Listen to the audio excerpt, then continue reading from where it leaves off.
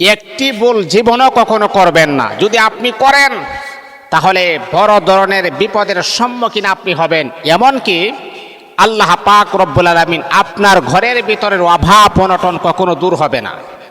এই ঘরে ব্যাংক টাকাটা এটা যে কতটুকু আপনার আমার জন্য সেফটি, আপনার আমার জন্য উপকার, সেই বিষয়ে আমরা 90% লোক আমরা অনেকেই জানি না।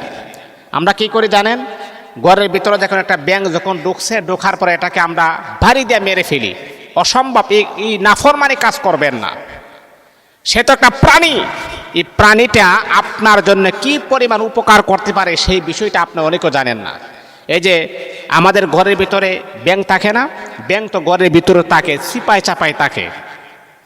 এই ব্যাংক থাকার কারণে বিষাক্ত সাপ কিন্তু আপনার ঘরের ভিতরে ঢুকতে পারে না। এই বিষাক্ত সাপ এই ব্যাংকের কারণে আপনার ঘরের ভিতরে ঢুকতে পারে না। যদি বিষাক্ত সাপ যদি আপনার ঘরের ভিতরে ঢুকে তাহলে আপনার জীবন নাশের সম্ভাবনা আছে, আপনার জীবনটাই চলে যাইতে পারে। এই জন্যে ঘরের ভিতরে ব্যাঙ আসলে এটাকে আপনি মেরে ফেলবেন না। এটা হলো এক। তারপরে হচ্ছে আমরা অনেক সময় দেখা যায় ঘরের ভিতরে প্রচুর পরিমাণ ব্যাঙ থাকার কারণে গোটা ঘরের ভিতরে আমরা আগুন দ্বারা পুড়ে ফেলি। নাউজুবিল্লাহি মিন যালিক।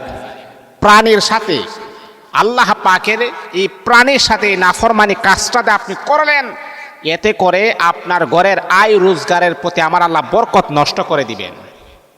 তো সম্মানিত হাজিরিন, এটা আমার কথা নয়, রাসূল আকরাম সাল্লাল্লাহু আলাইহি ওয়াসাল্লাম কোনো প্রাণীর সাথেই আমার রাসূল দুর্ব্যবহার করতেন না।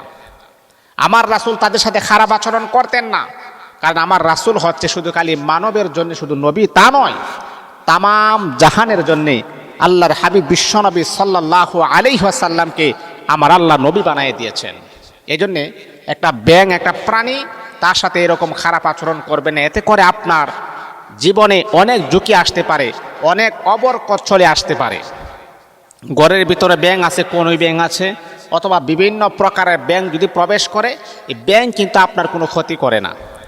এটার কারণে আপনার আরও সেফটি হচ্ছে, বিষাক্ত সাপের হাত থেকে আপনি বাঁচতে পারছেন।